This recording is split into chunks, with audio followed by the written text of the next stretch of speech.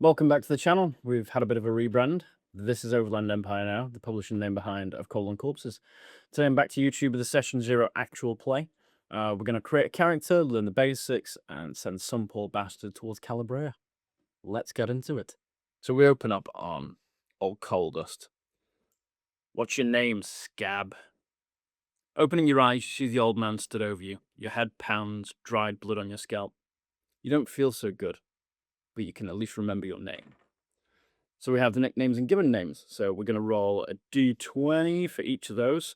So for the nickname, we got a 19. I don't know how well you can read those on here, so I might just switch up to these. I love these little black dies, but yeah, I need to paint in the numbers because they didn't come in numbers painted in. So we got a 19 for the nickname and a 20 for the given name. So we are Death Salt. So we're going to go ahead and write in our character name on the character sheet. These details I'll commit with pen because, why not? Why not? And then we're going to the next bit, which is where we're going to roll for our stats and get our hit points. Our Calder says, "You don't look like much to me, full of shite and broken dreams." So we're going to roll a d8 for each stat. If I can remember which one my d8 is, it's that one. It's that pretty little one there. So for our strength, we get a 4, which translates to 0. So we have 0 starting strength. It's not bad. It's not great. Agility is going to be 7, so that is a +2. +2 agility. I'll take that. That's a good result. Once you start getting into the pits, the major and minor pits of Coal and Corpses, you'll find that you might get stuck. You might want to evade things. So agility is going to come in real handy for us.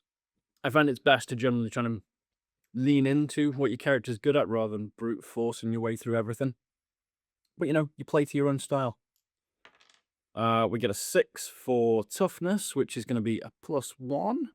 Last but not least, presence. So we get a 1, and that translates to a -3 on presence, which is god awful. Trying a little bit of a change from Mortburg style hit points. We've got toughness +10, so we're going to start off with 11 hit points, which, yeah, that's healthy. That's a good one.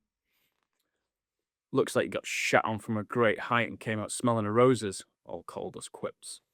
So now we get to roll for our melodies and godsends, which are good things and bad things for our character. And there's a d4. So for our melodies, we get a 4, which gives us claustrophobic, which isn't a great trait for a minor.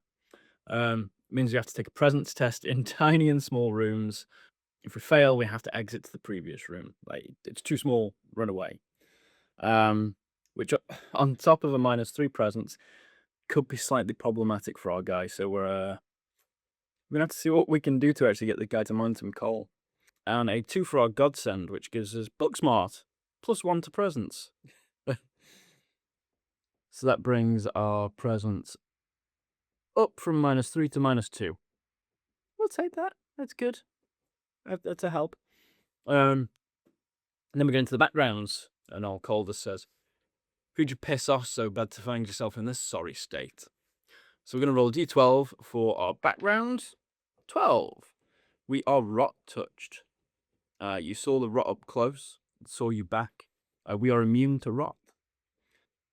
Looking to work out here, are you, scab? Occupations. So to d4 for occupations, we have seam cutter, seam runner, lamp keeper, and bone sawyer.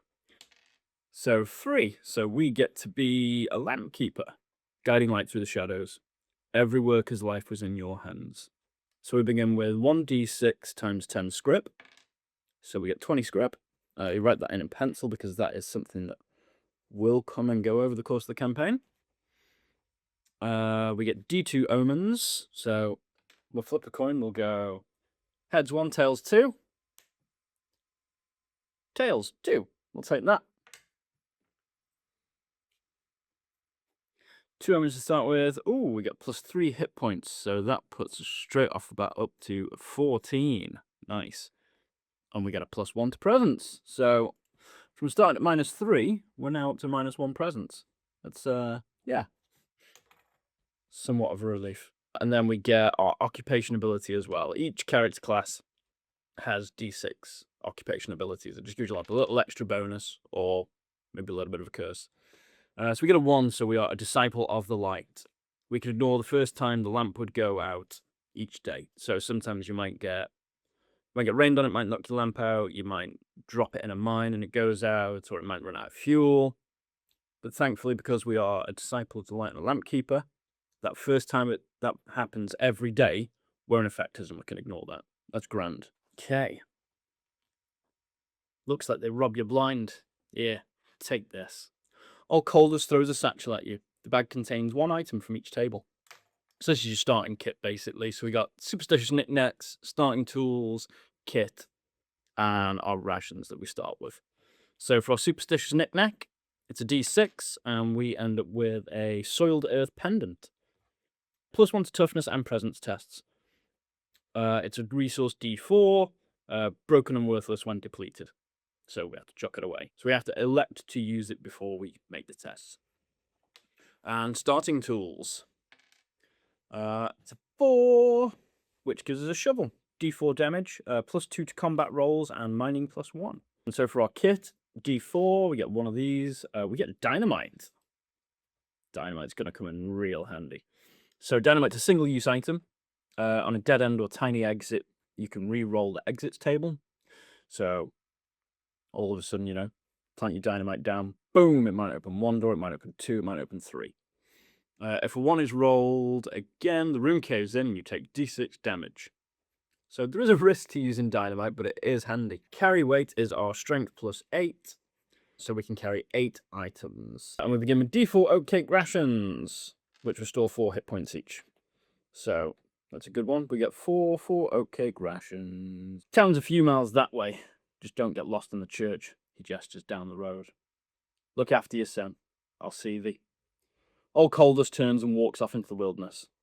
With that, you turn and head for town. Widow's Lane. What follows is the path to the County Palatine of Calabria. Along the way, you'll learn the rules, descending into the miner's church, your first real taste of adventure, and an opportunity to learn the ropes. Will you make it to Calabria? Maybe, just maybe, but probably not in one piece. We'll draw a line under it there for today and call that a successful session 0. We've got our poor bastard, we've got our kit, and next time we're going to head down to Widow's Lane towards the Miners' Church. If you enjoyed this, subscribe to the channel. I'll be doing more actual play, more solo RPG stuff, and more behind-the-scenes work from Overland Empire. I've been Axon-M47. This is Overland Empire. This is Of Cold Corpses. Thanks for being here, and I'll see you in the next one.